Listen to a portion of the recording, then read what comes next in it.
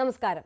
Road അപകടങ്ങൾ ഇത്രത്തോളം വർദ്ധിച്ചു വരുന്ന സാഹചര്യത്തിൽ നല്ല ഡ്രൈവിംഗ് സംസ്കാരം വളർത്തിയെടുക്കുക എന്നത് വളരെ പ്രധാനമാണ്. ഈ ഡ്രൈവിംഗ് ടെസ്റ്റിൽ ഏർപ്പെടുത്തിയ പരിഷ്കരണങ്ങൾ സുരക്ഷിതമായ ഡ്രൈവിംഗ് സംസ്കാരം വളർത്തിയെടുക്കാൻ ഉതകുന്നതാണോ? അതേസമയം പ്രതിദിനം ഡ്രൈവിംഗ് ടെസ്റ്റ് നടത്തേണ്ടവരുടെ എണ്ണം നിജപ്പെടുത്തിയതടക്കം കൊണ്ടുവന്നിട്ടുള്ള ഈ മാറ്റങ്ങൾ ഡ്രൈവിംഗ് സ്കൂൾ ഉടമകളെ വലയ്ക്കുന്ന വിഷയങ്ങളും ഏറെയുണ്ട്. അതും ചർച്ച ചെയ്ത് പരിഹരിച്ചു പോകേണ്ടതല്ലേ? ഇന്ന് നമ്മൾ ചർച്ച ചെയ്യുന്നത് ഈ വിഷയമാണ്. എന്നോടൊപ്പം റോഡ് സുരക്ഷാ വിദഗ്ധൻ ഉപേന്ദ്ര നാരായണനും ഒപ്പം all Kerala driving instructors and workers association working president Ashraf നരിമുക്കിലുമാണ് ചേരുന്നത്. സ്വാഗതം ഇരുവർക്കും ചർച്ചയിലേക്ക്. ഞാൻ ആദ്യം പോകുന്നത് ശ്രീ അഷ്റഫിലേക്കാണ്. അഷ്റഫ്, ഞാൻ തുടക്കത്തിൽ സൂചിപ്പിച്ചതുപോലെ തന്നെ ഈ റോഡ് സുരക്ഷ എന്ന് പറയുന്നത് വളരെ പ്രധാനപ്പെട്ട കാര്യമാണ്. ഒരു മികച്ച റോഡ് സംസ്കാരം, സുരക്ഷാ സംസ്കാരം ഉണ്ടാകേണ്ടത്, അത് വളർത്തിയെടുക്കേണ്ടതും വളരെ പ്രാധാന്യമുള്ള കാര്യമാണ്. അതിനാണ് ഇത്തരത്തിലുള്ള പരിഷ്കരണങ്ങൾ കൊണ്ടുവന്നത്. പക്ഷേ നമുക്കറിയാം ഇതിനു മുമ്പിൽ നിൽക്കുന്ന വിഷയങ്ങൾ, ഡ്രൈവിംഗ് സ്കൂൾ ഉടമകളെ സംബന്ധിച്ച് നിങ്ങൾക്ക് മുന്നിലുള്ള പ്രതിസന്ധികൾ എത്രത്തോളം ഉണ്ട് എന്നുള്ളത്. തുടക്കത്തിൽ ഇറക്കിയ സർക്കുലറിൽ നിന്ന് അത് പരിഷ്കരിച്ചു കൊണ്ടുവരുമ്പോൾ ഇപ്പോൾ പ്രതിദിനം നടത്തേണ്ട ടെസ്റ്റുകളുടെ എണ്ണം 40 ഉയർത്തിയിട്ടുണ്ട്. അതോടൊപ്പം തന്നെ ഇത്തരത്തിൽ ഈ 15 വർഷം പഴക്കമുള്ള വാഹനങ്ങൾ മാറ്റാനുള്ള സമയം 6 മാസം അനുവദിച്ചിട്ടുണ്ട്. ലെഫ്റ്റ് ക്ലച്ചും ബ്രേക്ക് അതുപോലുള്ളതൊക്കെ മാറ്റാനുള്ള സമയം 3 മാസം അനുവദിച്ചിട്ടുണ്ട്. അത്തരത്തിൽ നിങ്ങൾക്ക് അനുകൂലമായ വിധത്തിൽ ഉദ്യോഗസ്ഥരുടെ ഭാഗത്തു നിന്ന്, അധികൃതരുടെ ഭാഗത്തു നിന്ന് ഇത്തരത്തിലുള്ള പരിഷ്കരണങ്ങൾ കൊണ്ടുവരുമ്പോൾ ഇനിയും ഈ ഒരു മാറ്റം അത് ബാധ്യതയാകുന്നത് എങ്ങനെയാണ്? ഡ്രൈവിംഗ് സ്കൂൾ ഉടമകളെ സംബന്ധിച്ച് നിങ്ങൾ നേരിടുന്ന ഒരു പ്രധാന പ്രശ്നം ഇവിടെ എങ്ങനെയാണ്? ഓക്കെ, ഞാൻ all Kerala motor driving school instructors and workers അസോസിയേഷന്റെ സംസ്ഥാന വർക്കിംഗ് പ്രസിഡന്റ് ആണ്. നമ്മുടെ സംഘടന നോൺ പൊളിറ്റിക്കൽ സംഘടനയാണ്. എല്ലാ രാഷ്ട്രീയ പാർട്ടികളും ഉൾപ്പെട്ട ഒരു സംഘടനയാണ്. ഇപ്പൊ പറഞ്ഞിരിക്കുന്ന കാര്യം, ഇപ്പൊ 4/2024 സർക്കുലർ, ഈ സർക്കുലറുമായി ബന്ധപ്പെട്ടിട്ടാണ് ഇത്രയും ദിവസം ഈ ഡ്രൈവിംഗ് ടെസ്റ്റ് ബഹിഷ്കരണവും അതുമായി സമരങ്ങളുമായി മുന്നോട്ട് പോകുന്നത്. ഇപ്പൊ ട്രാൻസ്പോർട്ട് കമ്മീഷണർ ഇറക്കിയിരിക്കുന്ന 4/2024 സർക്കുലർ, ആ സർക്കുലറിൽ പറഞ്ഞിരിക്കുന്ന 9 കാര്യങ്ങളുണ്ട്. അതിൽ ഏറ്റവും പ്രധാനപ്പെട്ട കാര്യമാണ് പരിഷ്കരിച്ച ഡ്രൈവിംഗ് ടെസ്റ്റ് ട്രാക്ക്. ഇത് എല്ലാം സമരവുമായി ബന്ധപ്പെട്ടിട്ട് ഭരണപക്ഷത്തെ യൂണിയൻ മന്ത്രിയെ വിളിച്ചു എന്ന് പറഞ്ഞു.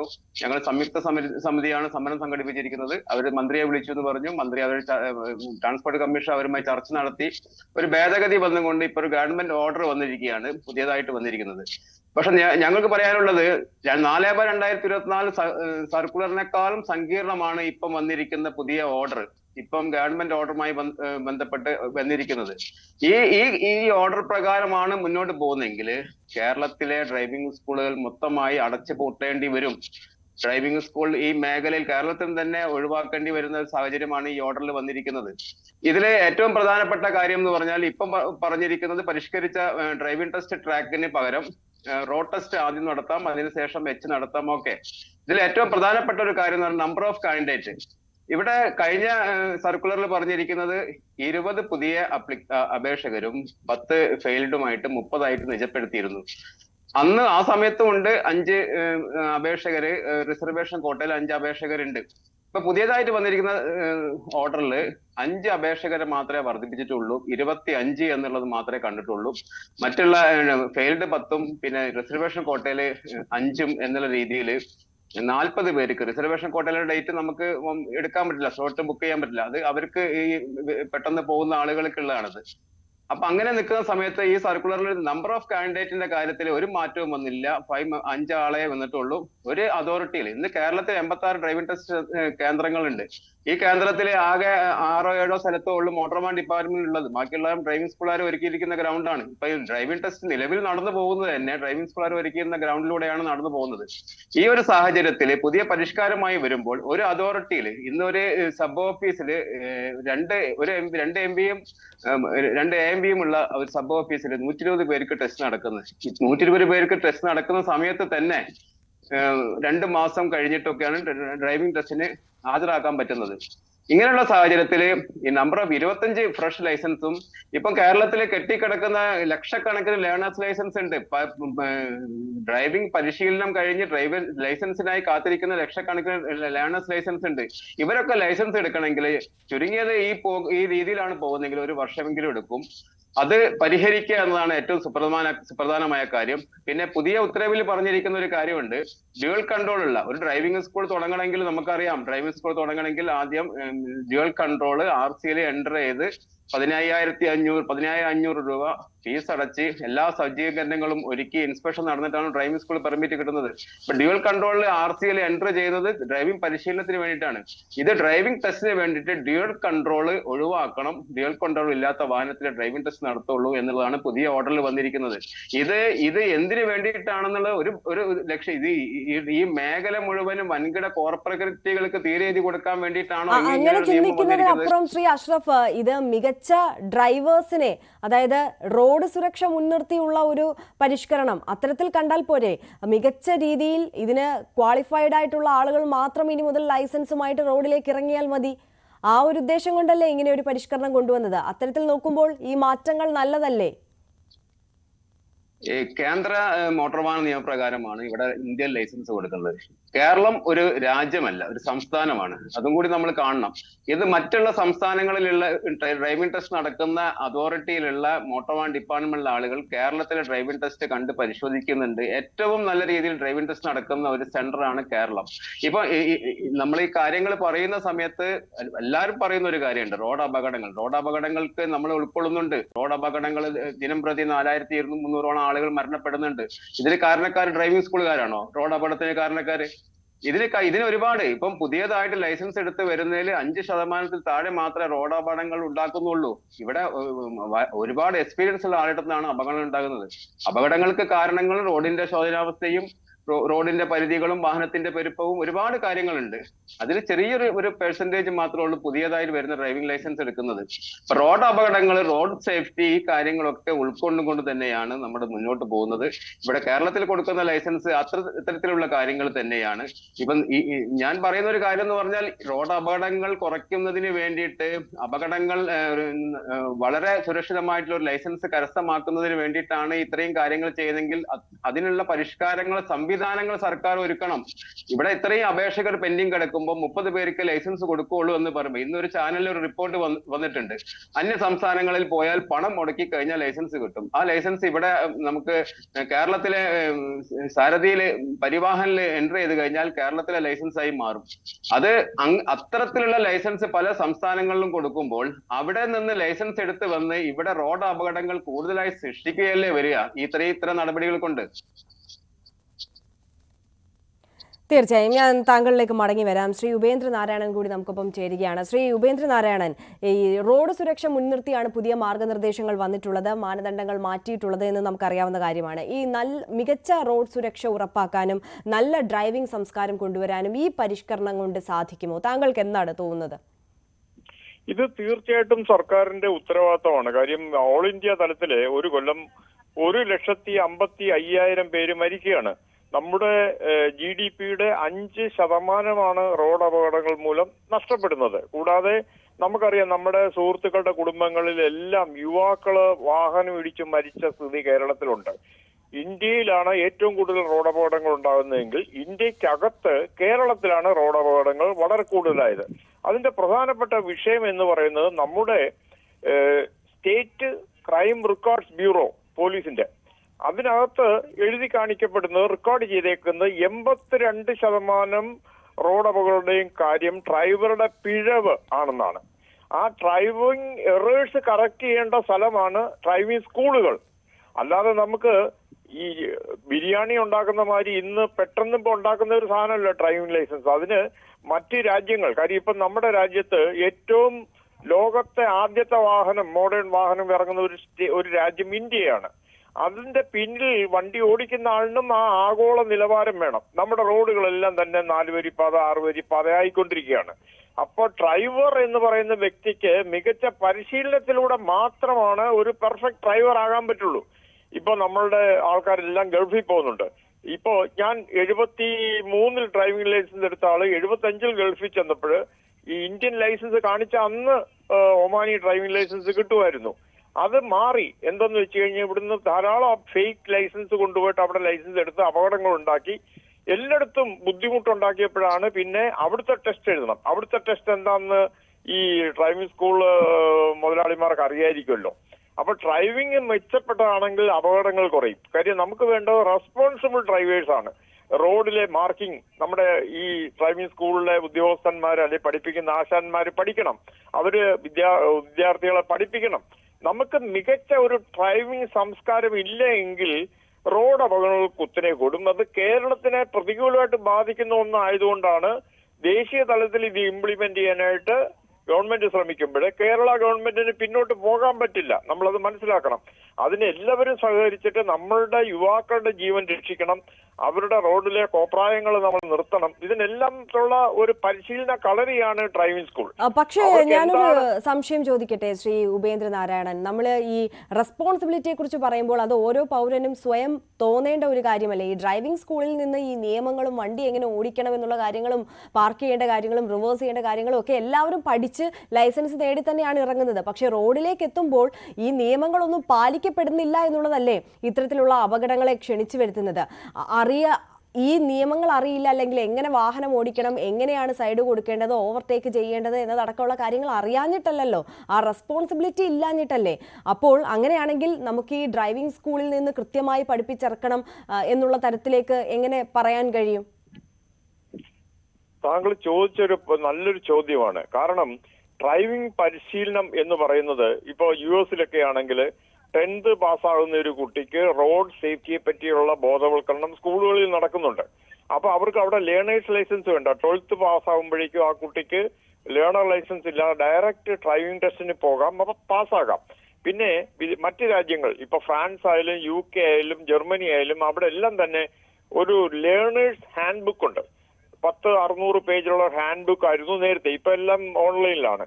അത് മനസ്സിലാക്കിക്കൊണ്ട് ഓരോ ജംഗ്ഷനിലെ ഡിസിപ്ലിൻ എന്താണ്, സ്റ്റോപ്പ് ലൈൻ ഡിസിപ്ലിൻ എന്താണ്, പെഡസ്ട്രിയൻ ഡിസിപ്ലിൻ എന്താണ്, ആ ഡിസിപ്ലിൻസ് വേരിയസ് ഡിസിപ്ലിൻസ് വരുമ്പോഴാണ് റോഡ് സേഫ്റ്റി ആവുന്നത്. അത് നമ്മൾ പഠിപ്പിക്കേണ്ട സ്ഥലമാണ് നമ്മുടെ ഡ്രൈവിംഗ് സ്കൂളുകൾ. ആ അധ്യാപകന്മാര്, ഡ്രൈവിംഗ് സ്കൂൾ അധ്യാപകന്മാര് ആദ്യം അത് പഠിക്കണം. ഇപ്പൊ തന്നെ നമ്മുടെ റോഡുകളെല്ലാം 4 വരിപ്പാത 6 വരിപ്പാത ആകുന്നു എന്ന് ഞാൻ പറഞ്ഞല്ലോ. അതിലെ റോഡ് അടയാളങ്ങൾ എത്ര ഡ്രൈവിംഗ് സ്കൂൾ ഇൻസ്ട്രക്ടർമാർക്ക് അറിയാം? അത് ആദ്യം അവർ പഠിക്കണം. ഇപ്പൊ എല്ലാം നമുക്ക് പഠിപ്പിച്ച് ഒറ്റടിക്ക് തീർക്കാൻ പറ്റാത്തതുകൊണ്ടാണ് ഇതൊരു 10% ഇപ്പൊ ഇംപ്രൂവ്മെന്റ് ആണ് ഗവൺമെന്റ് ഓഫ് ഇന്ത്യ ഫോക്കസ് ചെയ്യുന്നത്. അത് കേരള ഗവൺമെന്റും അത് ഫോക്കസ് ചെയ്ത് നടപ്പിലാക്കാൻ നോക്കുകയാണ്. നമ്മൾ ഇതിനു മേലെ ഒരു പിന്നോട്ട് പോയാൽ നമ്മുടെ കുട്ടികൾ തന്നെയാണ് റോഡിൽ മരിക്കുന്നത്. ഇത് റോഡിൽ മരിക്കുന്നവരുടെ പ്രായം പേടിപ്പിക്കുന്നതാണ്. കാര്യം 18നും 39 വയസ്സിനും ഇടയ്ക്കുള്ള 62% പേരാണ് റോഡിൽ മരിക്കുന്നത്. 33% കാൽനടക്കാരാണ് റോഡിൽ മരിക്കുന്നത്. അത് തെറ്റായ ഡ്രൈവിംഗ് ആണെന്നാണ് നമ്മുടെ state crime records bureau report ചെയ്യുന്നത്. നമ്മൾ ആ സത്യങ്ങളെയൊക്കെ മനസ്സിലാക്കണം. അതേമാതിരി വിദേശത്ത് ജോലി സാധ്യത കിട്ടണമെങ്കിൽ നല്ല ഡ്രൈവറായിട്ട് ഇവിടുന്ന് ലൈസൻസ് എടുത്തിട്ട് പോയി അവിടെ ഒരു ടെസ്റ്റിന് തന്നെ പാസ്സാക്കാൻ പറ്റും. പക്ഷേ ഈ ചൂടപ്പം മാതിരി ഞാൻ മുമ്പ് ബിരിയാണികളുടെ കാര്യം പറഞ്ഞ മാതിരി തന്നെ റെഡിമെയ്ഡ് ആയിട്ട് ഡ്രൈവിംഗ് ലൈസൻസുമായിട്ട് ദുബൈയിലോ അബുദാബിയിലോ അല്ലെങ്കിൽ US ലണ്ടനിലോ പോയ ലൈസൻസ് കിട്ടില്ല. കാര്യം കർശന പരീക്ഷണങ്ങളാണ് അവിടെ നടക്കുന്നത്. ചെറിയ ഇങ്ങനെയുള്ള സെറ്റപ്പ് അല്ല അവിടെ. മേ ബി ഗവൺമെന്റിന്റെ ഫണ്ടിന്റെ അപര്യാപ്തത മൂലം നമുക്ക് ഗ്രൗണ്ട് ഒക്കെ സെറ്റാക്കാൻ ഇച്ചിരി സമയമെടുക്കും. ഇതെല്ലാം ഒറ്റയടിക്ക് നടക്കില്ല. അപ്പൊ എല്ലാവരും സഹകരിക്കുക. ഇതിന്റെ നമ്മുടെ അൾട്ടിമേറ്റ് എയിം എന്ന് പറയുന്നത് നമ്മളുടെ വിലപ്പെട്ട ജീവനോട് വീട്ടിൽ തിരിച്ചെത്തണം എന്നുള്ളൊരു പ്രാർത്ഥനയാണ് നമുക്കുണ്ടാകേണ്ടത്. അതിനുവേണ്ടി ഡ്രൈവിംഗ് സ്കൂളുകാരാണ് ആദ്യത്തെ ഉത്തരവാദം. അവരാണ് ഇത് പഠിക്കേണ്ടത്, പഠിപ്പിക്കേണ്ടത്. അവരാദ്യം ആർജിച്ചാൽ മാത്രമേ നമുക്ക് മറ്റുള്ളവരെ പഠിപ്പിക്കാൻ പറ്റുള്ളൂ. ഇപ്പൊ 2 വീലേഴ്സിന് ലൈസൻസിന് വേണ്ടി അവർ പ്രാക്ടീസ് കൊടുക്കുന്നുണ്ട്. നമ്മുടെ ദേശീയപാതയുടെ ഓരത്ത് 1.5 മീറ്റർ വീതിയിൽ ഒരു 2 വീലർ ലൈൻ ഉണ്ട്. അതിലൂടെ ആരെങ്കിലും ബൈക്ക് ഓടിക്കുന്നുണ്ടോ? എത്ര ഡ്രൈവിംഗ് സ്കൂൾ ആശാന്മാർക്ക് അറിയാം അത് 2 വീലറിന്റെ ലൈൻ ആണെന്ന്?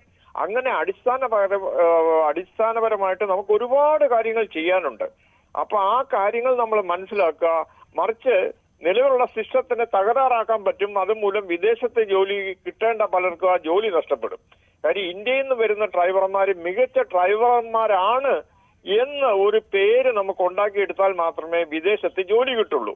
ഇപ്പോ അത് വിദേശ രാജ്യങ്ങളെ, പ്രത്യേകിച്ച് ഗൾഫ് രാജ്യങ്ങളെ ഡിപ്പെൻഡ് ചെയ്തിട്ടാണ് നമ്മുടെ എക്കണോമി മുന്നോട്ട് പോകുന്നത്. അപ്പോ അടിസ്ഥാനപരമായിട്ട് നല്ല ഡ്രൈവർ ആകുക, റെസ്പോൺസിബിൾ ഡ്രൈവർ ആകുക, അപകടങ്ങളിൽ പെടാത്ത ഡ്രൈവർ ആകുക, മറ്റ് റോഡ് ഉപയോഗ ക്രമങ്ങളൊക്കെ മനസ്സിലാക്കുക, സ്കൂൾ സോണിലെ സേഫ്റ്റി, അതായത് നമ്മുടെ കുട്ടികൾ, കൊച്ചു കുട്ടികൾ പഠിക്കുന്ന സ്കൂളിന്റെ പരിസരത്തെ വേഗത എത്ര ഡ്രൈവിംഗ് സ്കൂളുകാർക്ക് അറിയാം, എത്ര പേരെ പഠിപ്പിക്കുന്നുണ്ട്, സീബ്ര ലൈൻ ഡിസിപ്ലിൻ എത്ര പേർക്കറിയാം, അവരത് പ്രാക്ടീസ് ചെയ്യുന്നുണ്ടോ, സീറ്റ് ബെൽറ്റ് ഇടണം, ഹെൽമെറ്റ് ഇടണം, ഇതെല്ലാം കാര്യങ്ങൾ നമ്മൾ പഠിത്തം തുടങ്ങേണ്ട സ്കൂളാണ് ഡ്രൈവിംഗ് സ്കൂള്. അവിടുന്ന് വേണം വിവിധ വാഹനങ്ങൾക്ക്, ഫ്രണ്ട് വീൽ ഡ്രൈവ് വാഹനങ്ങളുടെ ഘടന എന്താണ്, റിയർ വീൽ ഡ്രൈവിന്റെ എന്താണ് ഘടന, പിന്നെ ഗാർഡ് സെക്ഷനിലെ വാഹനങ്ങളുടെയും ഡ്രൈവറുടെയും എന്തൊക്കെയാണ് ഉത്തരവാദിത്തം, പാർക്കിംഗ്. ഇപ്പൊ സിറ്റികളിലെ ഏറ്റവും വലിയ പ്രധാനപ്പെട്ട ഒരു വിഷയം എന്ന് പറയുന്നത് പാർക്കിംഗ് പ്രോബ്ലം ആണ്. കണ്ടമാനം വാഹനങ്ങളുള്ള ഒരു സ്റ്റേറ്റ് ആണ് കേരളം. ആ സ്റ്റേറ്റില് നമ്മൾക്ക് ഇത് മറ്റ് രാജ്യങ്ങളുള്ള പോലെ മര്യാദക്കാരനായിട്ട് പോയാൽ നമുക്ക് ജീവനോടെ വീട്ടിൽ തിരിച്ചെത്താം, നമ്മളുടെ ജീവിതം സന്തോഷപ്രദമാവും. ഇപ്പൊ ഒരു കാർ ഓടിക്കുന്ന ഒരാള് KSRTC ബസിന്റെ മുന്നിലൂടെ നിരങ്ങി പോകുമ്പോൾ 10-60 യാത്രക്കാരാണ് ബുദ്ധിമുട്ടുന്നത്. പലപ്പോഴും റോഡിൽ കാണുന്നതാണ്. ബൈക്കുകള് അവർക്ക് 60 കിലോമീറ്റർ വേഗത മാത്രമേ ഉള്ളൂ, പക്ഷെ അവര് നിരനിരയായിട്ട് റോഡിന്റെ നടുവിലൂടെ പോകുന്നു. എന്താ കാരണം? അത് പഠിപ്പിക്കേണ്ട സ്ഥലത്ത് പ്രോപ്പറായിട്ട് അവർക്ക് ലൈസൻസ് എടുക്കുന്ന സമയത്ത് പഠിപ്പിച്ചിട്ടില്ല. അപ്പൊ ഞാൻ ആരെയും കുറ്റപ്പെടുത്തുകയല്ല. നമുക്കൊരു നല്ലൊരു ഡ്രൈവിംഗ് സംസ്കാരം വേണം. ആ ഡ്രൈവിംഗ് സംസ്കാരത്തിലൂടെ മാത്രമേ നമുക്ക് റോഡ് അപകടങ്ങൾ കുറയ്ക്കാൻ പറ്റൂ. ഇപ്പോ ഈ ഡ്രൈവിംഗ് സ്കൂളുകാരുടെ ബുദ്ധിമുട്ടുകൾ ഞാൻ മനസ്സിലാക്കുന്നുണ്ട്. പക്ഷെ സർക്കാരുമായിട്ട് സഹകരിക്കാം. നമ്മളുടെ അൾട്ടിമേറ്റ് എയിം എന്ന് പറയുന്നത് നോ ആക്സിഡന്റ്സ് എന്നാണ്. അതിന്റെ വിലയേറിയ ഉപദേശങ്ങളും പരിശീലനങ്ങളുമാണ് ഡ്രൈവിംഗ് സ്കൂളിൽ നിന്ന് കിട്ടേണ്ടത്. തീർച്ചയായും. ശ്രീ ഉപേന്ദ്ര നാരായണൻ തുടരുക. താങ്കളിലേക്കും ശ്രീ അഷ്റഫിലേക്കും ഞാൻ മടങ്ങിയെത്താം. ഒരു ചെറിയ ഇടവേള ഇപ്പോൾ അനിവാര്യമാണ്. ഇടവേളയ്ക്ക് ശേഷം ചർച്ച തുടരും.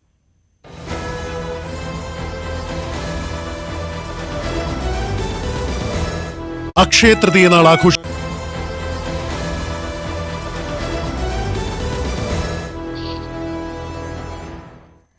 സിഗ്നൽ തെറ്റിയ ഡ്രൈവിംഗ് ടെസ്റ്റ്, ആ വിഷയമാണ് നമ്മൾ ചർച്ച ചെയ്തുകൊണ്ടിരിക്കുന്നത്. റോഡ് സുരക്ഷാ വിദഗ്ധൻ ഉപേന്ദ്ര നാരായണനും ഒപ്പം all Kerala driving instructors and workers association working president Shri അഷ്റഫും നമുക്കൊപ്പം തുടരുന്നുണ്ട്. ഞാൻ അഷ്റഫിലേക്ക് പോവുകയാണ്.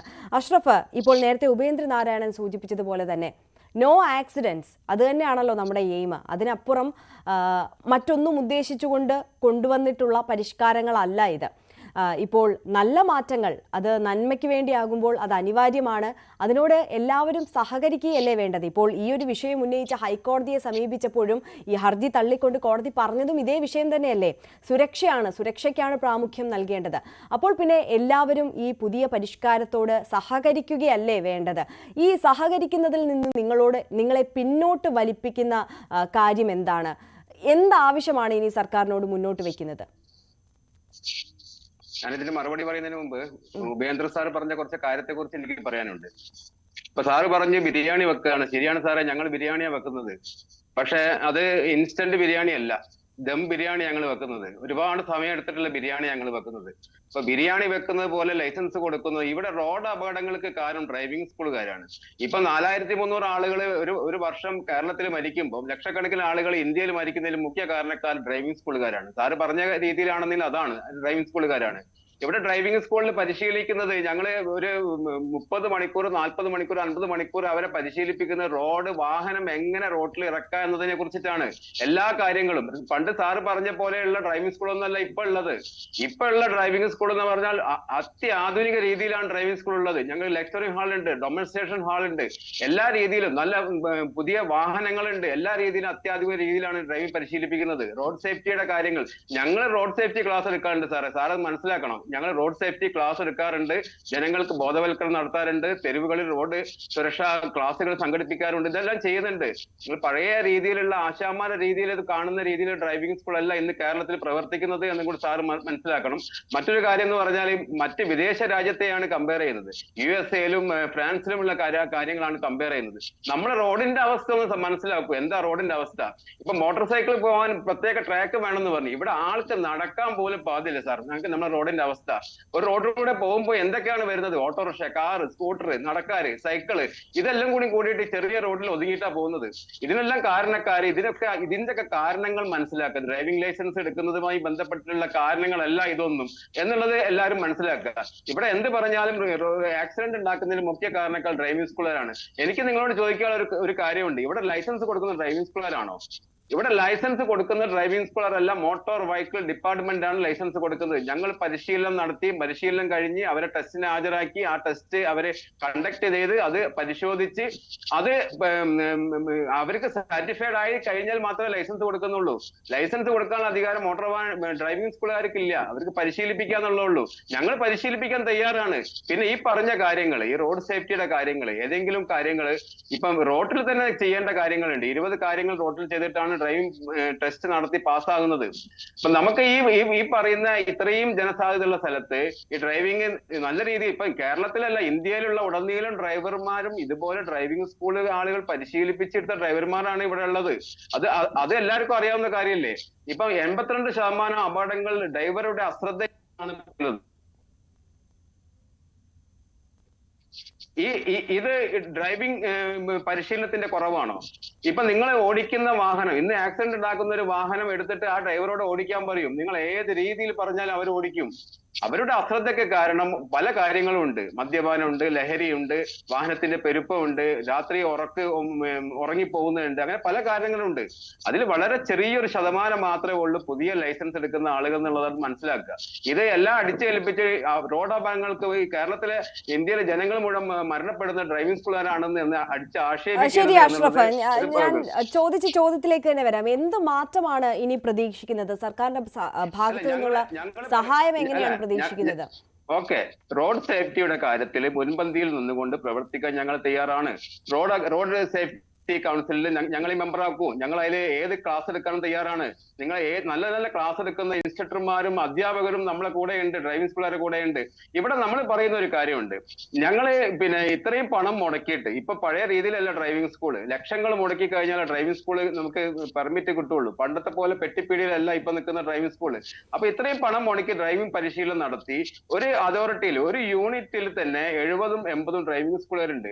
ഈ 25 പേരെ വെച്ചിട്ട് ഞങ്ങൾക്ക് ഒരു ഡ്രൈവിംഗ് സ്കൂൾ ഒരാളെ പോലും ഡ്രൈവിംഗ് ടെസ്റ്റ് നടത്താൻ പറ്റാത്ത സാഹചര്യമാണുള്ളത്. നമ്മൾ സാമ്പത്തിക ബുദ്ധിമുട്ടുണ്ടാവും. ഞങ്ങൾക്ക് ബിസിനസ്സിൽ വണ്ടിയുടെ അടവുണ്ട്, റൂമിന്റെ വാടക ഉണ്ട്, തൊഴിലാളികൾ ശമ്പളം കൊടുക്കണം. ഈ ഒരാളെയും വെച്ചിട്ട് നമ്മൾ ഈ മേഖല എങ്ങനെ മുന്നോട്ട് പോകും എന്നുള്ളത് ഒരു പ്രധാനപ്പെട്ട ഒരു ചോദ്യമാണത്. ഒരാളെ ഞങ്ങൾക്ക് കിട്ടുള്ളൂ ടെസ്റ്റ് നടത്തും. ഒരാളെ തന്നെ കിട്ടണമെങ്കിൽ നമ്മൾ തമ്മിൽ പരസ്പരം അങ്ങോട്ടും ഇങ്ങോട്ടും അടിപിടി കൂടേണ്ട അവസ്ഥയാണ് ഉണ്ടാവുന്നത്. എങ്ങനെ മുന്നോട്ട് പോകും? ഇവിടെ 120 ആളെന്ന് പറഞ്ഞാൽ ഒരു കാര്യം എന്ന് പറഞ്ഞാൽ 1998 ബഹുമാനപ്പെട്ട transport commissioner PJ Joseph sir കൊണ്ടുവന്ന് വന്നതാണ് 40+20. ഒരു MBAക്കും ഒരു AMBക്കും, ഒരു AMB അല്ല 2 AMB ഉണ്ടാവും. അവർക്ക് 40+20 എന്നുള്ള ഒരു സർക്കുലറിൽ വന്നിരിക്കുന്നത് 40+20 60 പേര്. അങ്ങനെ 2 MBAമാരും 4 AMBയും ടെസ്റ്റ് നടത്തുന്നതാണ് 120 പേര്. ഈ 25 വർഷം കഴിഞ്ഞ് വാഹനത്തിന്റെ പെരുപ്പം കൂടി ഇത്രയും വാഹനങ്ങൾ, പുതിയ വാഹനങ്ങൾ ദിനം പ്രതി റോഡിലേക്ക് ഇറങ്ങുന്ന സമയത്ത് ഇതിന്റെ എണ്ണം കുറയ്ക്കുകയാണോ വേണ്ടത്? ടെസ്റ്റ് നിങ്ങൾ ഏത് രീതിയിൽ നടത്തിക്കൊള്ളൂ. രാവിലെ ഒരു ബാച്ച് നടത്തിക്കൊള്ളൂ, ഉച്ചയ്ക്ക് ശേഷം വേറെ ബാച്ച് നടത്തിക്കൊള്ളൂ. പക്ഷെ ഈ അപേക്ഷകർക്ക് ഡ്രൈവിംഗ് ടെസ്റ്റ് നടത്താനുള്ള സാഹചര്യം ഇവിടെ ഒരുക്കിയിട്ടില്ലെങ്കിൽ അവർ മറ്റുള്ള സംസ്ഥാനത്തേക്ക് പോകും. അതെ, അതാണ് ശ്രീ ഉപേന്ദ്രനാരായണൻ. ഇവരിപ്പോൾ ഈ പറയുന്ന പരിഷ്കരണങ്ങൾ കൊണ്ടുണ്ടാകുന്ന പ്രശ്നങ്ങൾ അതെന്തൊക്കെയാണെന്നാണ് ശ്രീ അഷ്റഫ് ചൂണ്ടിക്കാണിച്ചത്. ഇത് കണ്ണടച്ച് കളയാൻ കഴിയുന്ന കാര്യങ്ങളല്ല. സാധാരണക്കാരായ ഡ്രൈവിംഗ് സ്കൂൾ ഉടമകളെ സംബന്ധിച്ച് വലിയ വിഷയമാണ്. അതോടൊപ്പം അദ്ദേഹം സൂചിപ്പിച്ച ഒരു കാര്യം കൂടിയുണ്ട്. അതായത് മറ്റ് സംസ്ഥാനങ്ങളിലേക്ക് ഈ ടെസ്റ്റിനായിട്ട് പോകുന്ന ഒരു സാഹചര്യം കൂടി ഉണ്ടാകും എന്നുള്ളത്. അപ്പോൾ ആ വിഷയം ഇവിടെ അഡ്രസ്സ് ചെയ്യേണ്ട സാഹചര്യം ഇല്ലേ ശ്രീ ഉപേന്ദ്രനാരായണൻ? ബഹുമാനപ്പെട്ട അഷ്റഫ് പറഞ്ഞതിനോട് ഞാൻ പൂർണ്ണമായിട്ട് യോജിക്കുന്നുണ്ട്. അദ്ദേഹത്തെ സഹായിക്കാനും എനിക്ക് താല്പര്യമുണ്ട്. കാരണം പക്ഷേ അദ്ദേഹം പറഞ്ഞത് ഈ കേരളത്തിലെ അല്ലെ ഓൾ ഓവർ ഇന്ത്യയിലെ റോഡ് അപകടങ്ങളുടെ കാര്യങ്ങളിലെ ഈ ഡ്രൈവിംഗ് സ്കൂളുകാരാണ് ഉത്തരവാദിത്വം വഹിക്കുന്നതെന്ന് ഞാൻ പറഞ്ഞിട്ടില്ല. ഞാൻ പറഞ്ഞത് തെറ്റായ ഡ്രൈവിംഗ്. അതായത് കേരളം എന്ന് പറയുന്നത് നമുക്ക് ജനനിബിഡമായ, വാഹന നിബിഡമായ ഒരു സംസ്ഥാനമാണ്. അതനുസരിച്ചുള്ള വാഹനങ്ങൾ, റോഡുകൾ നമ്മൾക്കില്ല. അപ്പൊ നിലവിലുള്ള കുണ്ടും കുഴിയുള്ള റോഡിലൂടെ ഓടിക്കണമെങ്കിൽ അസാധാരണമായ ഡ്രൈവിംഗ് എക്സ്പീരിയൻസ് നമുക്ക് വേണം. അത് കൊടുക്കുന്ന സ്ഥലമാണ് ഡ്രൈവിംഗ് സ്കൂളുകൾ. അപ്പൊ ഡ്രൈവിംഗ് സ്കൂൾ എന്ന് പറയുന്നത് തമിഴ്നാട്ടിലോ കർണാടകയിലോ ഉള്ള പോലെയല്ല. അവിടെ എല്ലാം വിശാലമായ റോഡുകൾ, വിജനമായ റോഡുകളാണ്. വാഹനങ്ങളുടെ ബാഹുല്യം വളരെ കുറവാണ്. ഈ കൊച്ചു കേരളത്തിൽ 1.5 കോടിയിലധികം വാഹനങ്ങളുണ്ട്, നമുക്കറിയാമല്ലോ. അപ്പോ കുണ്ടും കുഴിയും ഉള്ള റോഡുകളിൽ ഈ ബാലൻസ് ചെയ്ത് വാഹനം ഓടിക്കണമെങ്കിൽ അത്രത്തോളം റോഡ് സേഫ്റ്റിയിലും ഡ്രൈവിംഗ് എക്സ്പെർട്ടൈസിലും ഈ ഡ്രൈവിംഗ് സ്കൂളിൽ നിന്ന് നമുക്ക് നല്ല പരിശീലനം കിട്ടുന്നതായിട്ടുണ്ട്. അതെ, തീർച്ചയായും. അത് ഈ പരിഷ്കരണം കൊണ്ട് ഇതിൽ ഒരു മാറ്റം ഉണ്ടാകുമോ, റെസ്പോൺസിബിൾ ഡ്രൈവിംഗ് വരുമോ എന്നുള്ളതായിരുന്നു നമ്മുടെ ചോദ്യം. ഏതായാലും അഷ്റഫിലേക്ക് ഒരിക്കൽ കൂടി സംഘടനയുടെ തീരുമാനം. അതെ, ഞങ്ങളെ സംയുക്ത സംഘടനയാണ്. ഇതിലെ മറ്റുള്ള സംഘടനകളുണ്ട്. ആ സംയുക്ത സംഘടനാ സമിതിയിലാണ് നമ്മൾ ഈ സമരമായി മുന്നോട്ട് പോകുന്നത്. ഇതില് ഭരണകക്ഷ സംഘടന പിന്മാറി എങ്കിൽ പോലും, കാരണം ഇത് അവരെ ആ സംഘടനയിലുള്ള ആളുകൾ പോലും മൗനസമ്മതത്തോടു കൂടി നമ്മളെ സമരത്തിന് പിന്നിലുണ്ട്. ശരി അഷ്റഫ്, വ്യക്തമാണ്. ഏതായാലും പ്രതിഷേധവുമായി ഈ സംഘടന മുന്നോട്ട് പോവുക തന്നെയാണ്. എന്തായാലും നമ്മുടെ ചർച്ചയുടെ സമയം ഇവിടെ അവസാനിക്കുകയാണ്. ശ്രീ ഉപേന്ദ്രനാരായണൻ, ഒപ്പം ശ്രീ അഷ്റഫ് നരിമുക്കിൽ, വളരെ നന്ദി ഞങ്ങളോടൊപ്പം ചേർന്നതിന്. നമസ്കാരം.